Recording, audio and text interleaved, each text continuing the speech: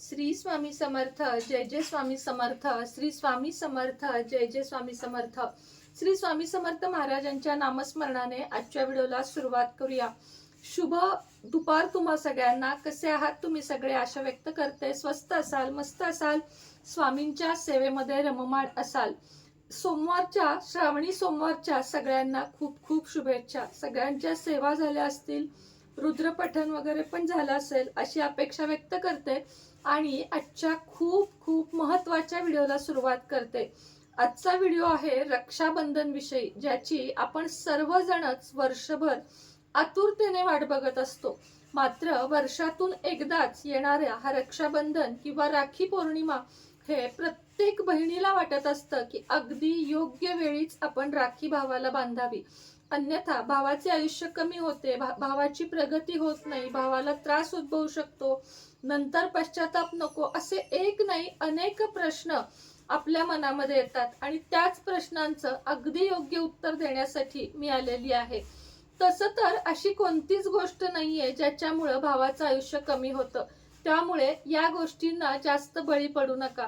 मात्र हो, काही वेळा काही शुभ मुहूर्त हे आपल्याला नक्कीच पाळायचे आहेत. जोपर्यंत आपण आपल्या भावासाठी चांगलं चिंततो किंवा त्याच्या दीर्घायुष्याची मागणी फक्त राखी पौर्णिमेलाच नाही तर कायमच आपण परमेश्वराजवळ करतो, तोपर्यंत भावा बहिणीचं हे अतूट नातं किंवा भावा बहिणीचं हे आयुष्य कोणीही कमी करू शकत नाही. बरोबर आहे ना?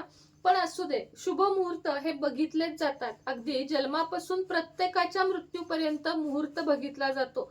मृत्यूनंतर पंचक लागला आहे का आणि जन्माच्या वेळेस कोणतंही चुकीचं नक्षत्र स्ट्रॉंग आहे का हे बघितल्याशिवाय आपल्या हिंदू धर्मातली कोणतीच गोष्ट पुढे जाऊ शकत नाही. आणि म्हणूनच मुहूर्त या गोष्टीला जितकं शक्य होईल तितकं मानत जा. मात्र अशी वेळ जेव्हा तुमच्याकडे येईल की मुहूर्तापेक्षा ही गोष्ट करणे गरजेचं आहे, त्यावेळेस त्या वस्तूलाच किंवा त्या गोष्टीलाच प्राधान्य द्या, मुहूर्ताला देऊ नका. पण काही सणवार असे आहेत बघा, ज्या दिवशी मुहूर्त बघून केलेलं कधीही चांगलं, आणि त्यातलाच आहे रक्षाबंधन. कारण आपल्याला कितीही वाटलं तरी भावाच्या दीर्घायुष्यासाठी एक बहीण काहीही करू शकते. आता अशाही काही बहिणी आहेत ज्या भावाचं चांगलं चिंतत नाहीत, चांगलं बघत नाही. तर सगळ्या बहिणींना हात जोडून विनंती आहे की असं करू नका. कारण कुठली पण गोष्ट असू दे, प्रॉपर्टी असू दे, अहंकार असू दे, गर्व असू दे किंवा काही असू दे, तो आपल्याला वर घेऊन जायचा नाहीये. त्यामुळं लहान भाऊ असेल तुमचा, मोठा भाऊ असेल, तुम्ही लहान बहीण भाऊ असाल, काही असेल, शक्यतो लहानपणी या गोष्टीच येत नाहीत. सुरू होतात त्या लग्न झाल्यावर की एकमेकाचे हे दावे, इस्टेटीवरून भांडणं, तुझं मला, माझं तुला करणं, किंवा हे माझे ते माझे, हे हक्क गाजवणे. या गोष्टी ठराविक वयानंतर सुरू होतात आणि या सुरू होऊ नयेत किंवा या सुरू झालेल्या काहीतरी कमी व्हाव्यात म्हणूनच असे सणवार असतात. रक्षाबंधन असेल, भाऊबीज असेल, या दिवशी बघा सगळा राग सोडून बहिणी भावापाशी जातात, त्याला ओवाळतात, त्याला औक्षण करतात आणि त्याच्या दीर्घायुष्यासाठी सतत देवाकडे मागणी करतात. अशा सगळ्या बहिणींसाठी आजचा व्हिडिओ आहे, ज्या भावाला खूप मानतात. म्हणूनच भद्रा काळ, राहू काळ या काळामध्ये चुकूनही राखी बांधायची नाही. कळत न कळत आपल्या भावाच्या आयुष्यावर त्याचा परिणाम होतो. कारण भद्रा नावाची जी ही आहे तिला श्रापच आहे की त्या काळामध्ये जो कोणी भावाचे औक्षण करेल, त्याची मी तुम्हाला थोडक्यात गोष्ट नंतर सांगेन. तर त्या काळामध्ये भद्रा ही इतकी अशुभ मानली जाते की त्या काळात कोणतंही केलेलं काम हे चांगलं होत नाही किंवा त्यामध्ये वाईट गोष्टी घडतात. म्हणून भद्रा काळ आणि राहू काळ हा खूप जास्त महत्वाचा आहे.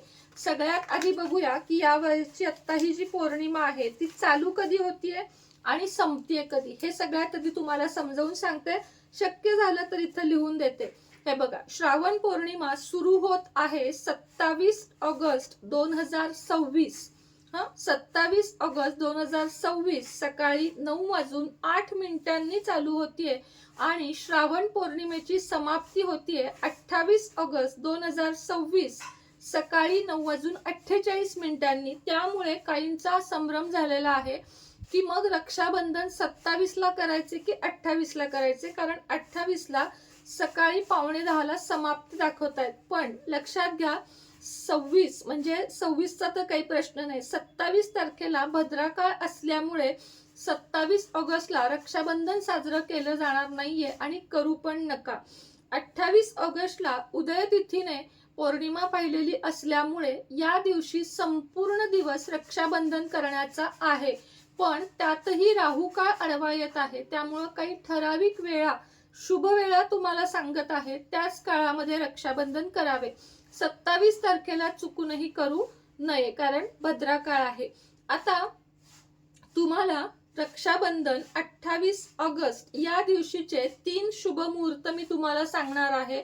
त्यातला सगळ्यात उत्तम जो आहे तो म्हणजे सकाळी 6:36 म्हणजे 6:30 वाजता सकाळी सुरू होत आहे 28 ऑगस्टला ते सकाळी 9:45 सगळ्यात पहिला मुहूर्त 6:36 ते 9:15 6:36 ते 9:45 28 ऑगस्टला. दुसरा अभिजित मुहूर्त ज्याला आपण म्हणतो तो दुपारी 12:30 ते 12:53 या वेळेस आहे. आणि संध्याकाळचा जो मुख्य वेळ आहे तो म्हणजे संध्याकाळी 7:43 ते 9:30. वेळ मी पुन्हा एकदा सांगते, नोट डाऊन करून घ्या. राखीच्या शुभ वेळा. आता तुम्ही हे भद्रा काळ वगैरे विसरून जावा आणि फक्त तारखा लिहून घ्या. 28 ऑगस्ट रोजी सकाळी 6:36 ते 9:45. अभिजित मुहूर्त येत आहे दुपारी 12:30 ते 12:53 आणि संध्याकाळी 7:43 ते 9:30. आता मग 28 ऑगस्टला राखी केव्हा बांधायची नाहीये ते बघूया. 28 ऑगस्टला 10:45 साधारण बघा, 10:45 ते 11:02 एवढ्या वेळ आहे राहू काळ.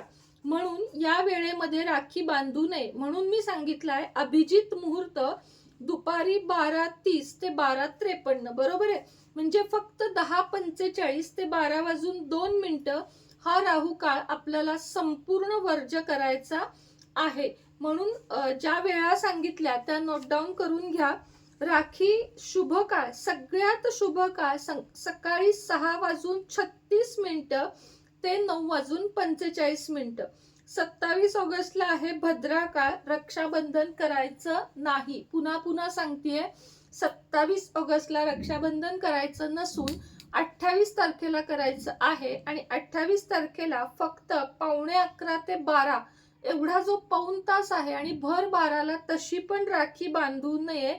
म्हणून अभिजित मुहूर्त 12:30 ते 12:53. सगळ्यांच्या लक्षात आलं असेल. मग एकदा थोडक्यात पुन्हा सांगते की रक्षाबंधन हे 28 तारखेला 28 ऑगस्ट 2026 रोजी साजरं करायचं आहे. आणि रक्षाबंधन हे आपल्याला 28 तारखेला सकाळी 6:30 ते 9:15 साजरं करायचं आहे. त्यानंतर 12:30 ते 12:53 आणि संध्याकाळी 7:45 ते 9:30. म्हणजे पण मी काय म्हणते तुम्हाला, 12 ते 4 या वेळात शक्यतो टाळाच. म्हणून सकाळी 10च्या आत किंवा संध्याकाळी 7:45 नंतर केव्हाही तुम्ही बांधू शकता. चुकूनही राखी कधीही भद्रा काळात म्हणजे आदल्या दिवशी बांधू नका. तुम्हाला जर राखी पौर्णिमेला जमणार नसेल तर त्याच्या पुढं तुम्ही दुसऱ्या दिवशी, तिसऱ्या दिवशी बांधू शकता. पुढं 15 दिवस राखी पौर्णिमेचे उत्तम काळ मानला जातो. 15 दिवस रक्षाबंधन साजरे केले जाते. पण आदल्या दिवशी राखी बांधायची नाही. जरी तुम्ही भावाला लांबून राखी पाठवत असाल तरीही जे कोणी भावाला राखी बांधणार आहे त्याला 28 ऑगस्ट 2026 चे हे शुभ मुहूर्त आवर्जून सांगा. जेणेकरून जसा मी थंबनेलला लिहिलं आहे की अनेक रील येत आहेत बघा, भावाचं आयुष्य कमी होईल किंवा भावाला दुष्परिणाम होईल. तर हे सगळं होऊ नये अशी भीती जर तुमच्या मनामध्ये असेल तर हे शुभ वेळा मानणे खूप गरजेचे आहे. आता उद्याच्या किंवा संध्याकाळच्या व्हिडिओमध्ये आपण बघूया की रक्षाबंधन कसे साजरे करायचे. या दिवशी वरदलक्ष्मी व्रत पण आलेलं आहे, पौर्णिमा पण आलेली आहे, रक्षाबंधन पण आलेलं आहे. त्यामुळं त्रिवेणी संगम ज्याला आपण म्हणतो, खूप सुंदर दिवस आहे. या दिवशी सेवा पण खूप करायच्या आहेत. त्यामुळे रक्षाबंधन ठराविक काळामध्ये करून घ्या म्हणजे तुम्हाला पुढच्या सेवा करता येतील. तर चला, आजच्या व्हिडिओमध्ये इतकंच. पुन्हा भेटेन नवीन व्हिडिओ सोबत, नवीन विषयासोबत. तोपर्यंत तुम्हा सगळ्यांना श्री स्वामी समर्थ.